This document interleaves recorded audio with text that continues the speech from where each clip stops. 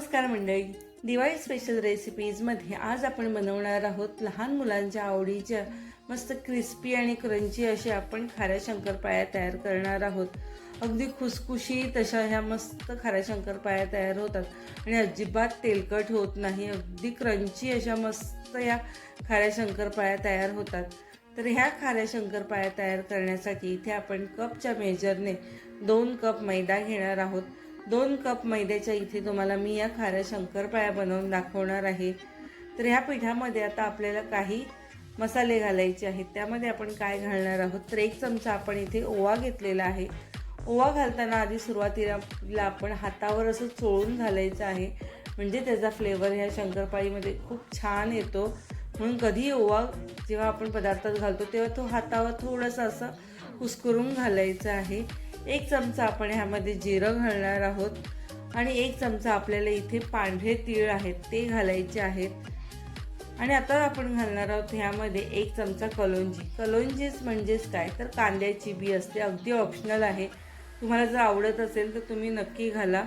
तर आता हे सर्व मसाले घालून झाल्यानंतर आपण चांगलं असं मिक्स करून घेणार आहोत आणि आता ह्यामध्ये आपल्याला घालायचं आहे चवीनुसार मीठ।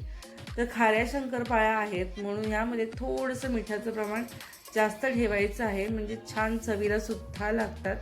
तर हे चांगलं मिक्स करून घेतलेलं आहे आपण। आता या पिठाला आपल्याला मोहन द्यायचं आहे, म्हणजे आपल्या खाऱ्या शंकरपाळ्या छान खुसखुशीत होतात।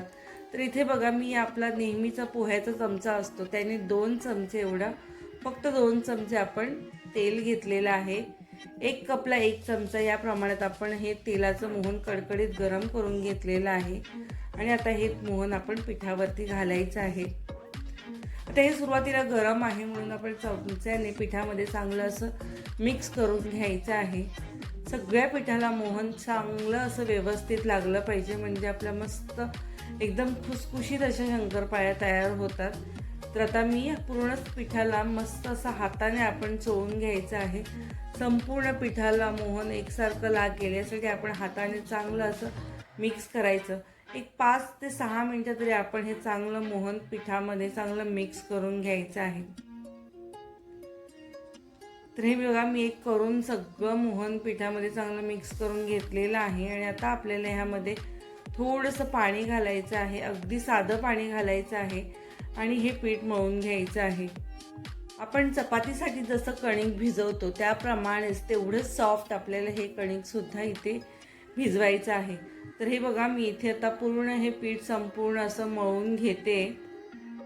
आता तुम्ही इथे पाहू शकता आपण हे कणिक कसं सॉफ्ट असं भिजवलेलं आहे। जास्त घट्टही इथे आपल्याला हे कणिक भिजवायचं नाहीये, नाहीतर आपल्या शंकरपाळ्या कडक होऊ शकतात। म्हणून अगदी असं सॉफ्ट आपल्याला हे कणिक भिजवायचं आहे। आता हे भिजवून झालेलं पीठ चांगलं मळून झालेलं, आता लगेचच आपल्याला शंकरपाळ्या तयार करायच्या आहेत। तर छोटासा पिठाचा गोळा घ्यायचा आहे आणि पिठामध्ये घोळून आता आपल्याला त्याची पोळी लाटून घ्यायची आहे। आता ही पोळी लाटत असताना आपण ही पोळी जास्त जाडही ठेवायची नाहीये, अगदी पातळ अशी आपल्याला ही पोळी लाटून घ्यायची आहे। इथे मी एक पूर्ण पोळीपाट भर बघा अशी मस्त लाटून घेतलेली आहे। अगदी पातळ आपण इथे पोळी ही लाटून घेतलेली आहे, तुम्हाला मी दाखवते। अशी पातळ पोळी लाटल्यानंतर मस्त आपल्या क्रंची अशी शंकरपाळी तयार होते, जास्त जाडही होत नाही। हे बघा अशी पातळ पोळी लाटून घ्यायची आहे। पातळ अशी ही पोळी लाटून झाल्यानंतर आपल्याला ह्याच्या शंकरपाळ्या कापायच्या आहेत। तर कापणीने इथे मी या शंकरपाळ्या कापून घेते। आपल्याला हव्या त्या आकारामध्ये आपण कापू शकतो, थोड्या चौकोनी ठेवू शकतो, त्रिकोणी ठेवू शकतो किंवा थोड्याशा लांबट सुद्धा आपण या शंकरपाळ्या कापू शकतो। आता ह्या शंकरपाळ्या आपण त्रिकोणी आकारामध्ये कापणार आहोत, त्यासाठी थोडं आधी उभ्या कापून घ्यायच्या आहेत शंकरपाळ्या। त्यानंतर पोळीपाट थोडंसं तिरकं फिरवायचं आहे आणि तिरक्या अशा आपण ह्या शंकरपाळ्या कापायच्या आहेत, म्हणजे हे बघा मस्त त्रिकोणी अशा ह्या शंकरपाळ्या कापल्या जातात, अगदी मस्त मोकळ्या झालेल्या आहेत।